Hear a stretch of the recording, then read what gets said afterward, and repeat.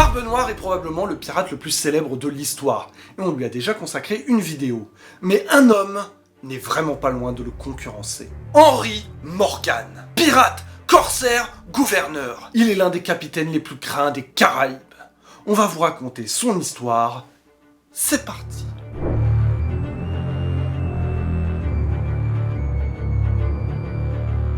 Henry Morgan est né en 1635 au Pays de Galles. Il est le fils d'un châtelain, une personne qui possède un château, ou d'un paysan aisé. Dans tous les cas, sa famille a des sous. Comment un fils de bourge a pu se retrouver dans les Caraïbes? Eh bien, les avis divergent et vous allez voir que c'est assez récurrent avec notre ami Henry. Certains racontent qu'il aurait été enlevé enfant, puis vendu comme esclave à la Barbade, avant de s'enfuir et de rejoindre la Jamaïque. Une autre version raconte qu'il aurait piqué une crise d'ado. Il ne voulait plus obéir à son père et aurait fugué à la Barbade. C'était vraiment une autre époque. Une troisième version voudrait qu'il se soit engagé dans la marine anglaise, qu'il devint capitaine et participa à une expédition contre des colonies espagnoles au Mexique et au Honduras. Puis, il aurait participé à la conquête de New Providence.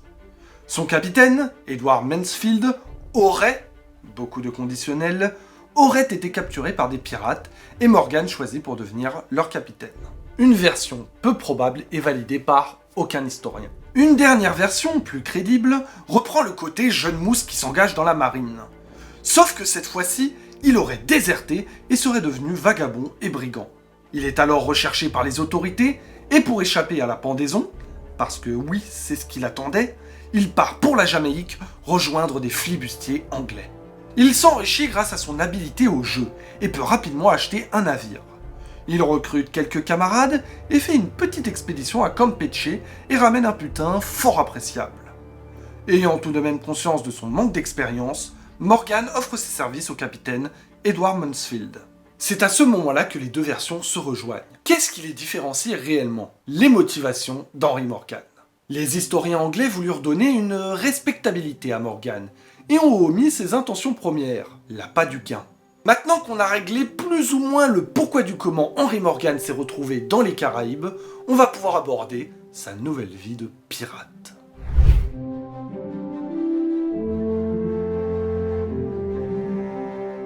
Le premier exploit remonte à 1665. Henry Morgan conduit quelques centaines de flibustiers à remonter le fleuve San Juan au Nicaragua, avant de piller la ville de Granada. Ils peuvent ensuite revenir en Jamaïque avec un butin considérable.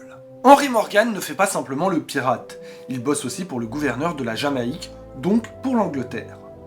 Il est missionné par ce dernier pour capturer des Espagnols et les interroger concernant une éventuelle attaque de la Jamaïque. Sauf que Morgan, il ne va pas se contenter de faire 2-3 prisonniers, non.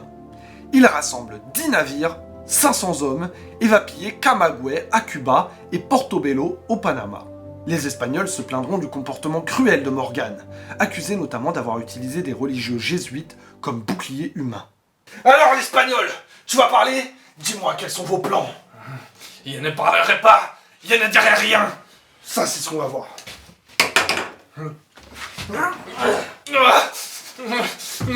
Je dirais rien, je ne dirais rien. Ok. Je voulais pas en arriver là, mais tant pis.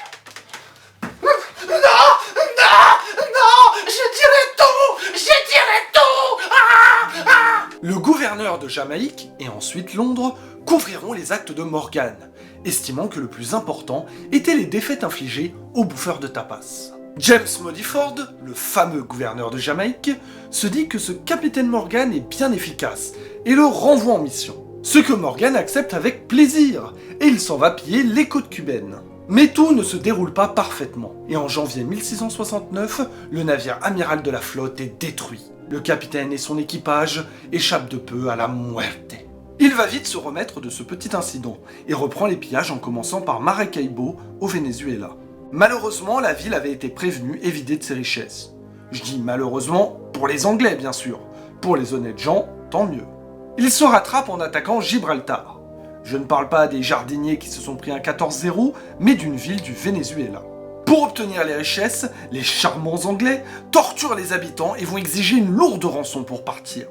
Une fois de retour en Jamaïque, Morgan sera réprimandé, mais encore couvert par le gouverneur. Toujours pas de carton jaune, aucune raison d'arrêter.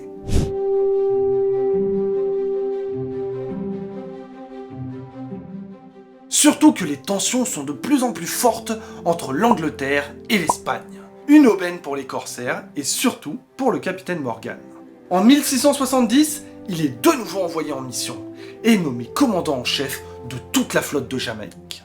Il a l'autorisation d'attaquer tous ceux qui portent un drapeau espagnol, que ce soit des navires ou des colonies.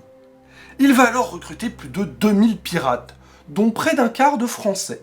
Morgan leur promettant une part du butin suffisante pour se retirer du milieu. Il fallut ensuite choisir la destination finale. Veracruz, Carthagène ou Panama. Capitale du Panama. Facile de s'en rappeler. C'est cette dernière qui sera choisie, honneur dont elle se serait bien passée. Il faut savoir que les marchandises et richesses d'Amérique, en partance pour l'Espagne, étaient réunies à Panama, ce qui en faisait l'une des villes les plus riches du continent. Mais comment se fait le partage du butin au juste ? Immersion.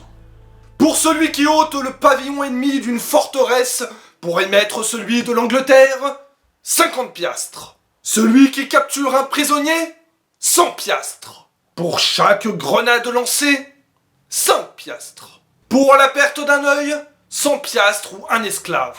Pour la perte des 2 yeux, 2000 piastres ou 20 esclaves. C'est clairement plus rentable d'être aveugle que borgne. Tout ça, bien sûr, en plus de la part qui vous reviendra normalement. On est ok? Good. L'expédition va être couronnée de succès. Morgan commence en pillant Cuba, puis capture l'île de Santa Catalina en Colombie. Il prend ensuite la direction du Panama et prend possession de Fort San Lorenzo, tuant 300 soldats ennemis.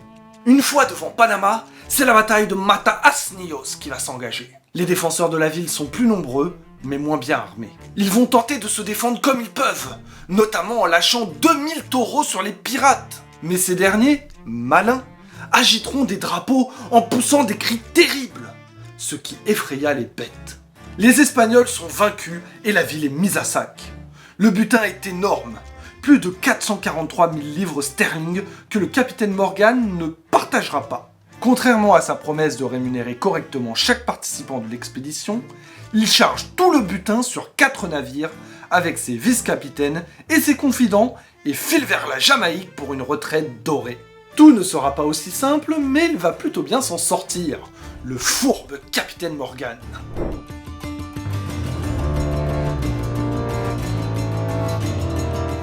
Le sac de Panama n'est pas un maigre exploit, mais comme souvent avec Henry Morgan, ses accomplissements sont entachés par les nombreux actes de cruauté commis sur place. Marie-Anne d'Autriche, régente du royaume d'Espagne, est furieuse et exige une sanction contre le capitaine Morgan. Bien que celui-ci ait agi avec l'autorisation et le soutien du gouvernement anglais, la politique internationale est complexe, et le pirate se trouve emmené et emprisonné en Angleterre en 1672. Il est libéré en 1674. 2 ans de prison, c'est pas cher payé pour le casse du siècle, d'autant que son butin l'attend gentiment en Jamaïque. Et justement, la chance va tourner, et pas qu'un peu.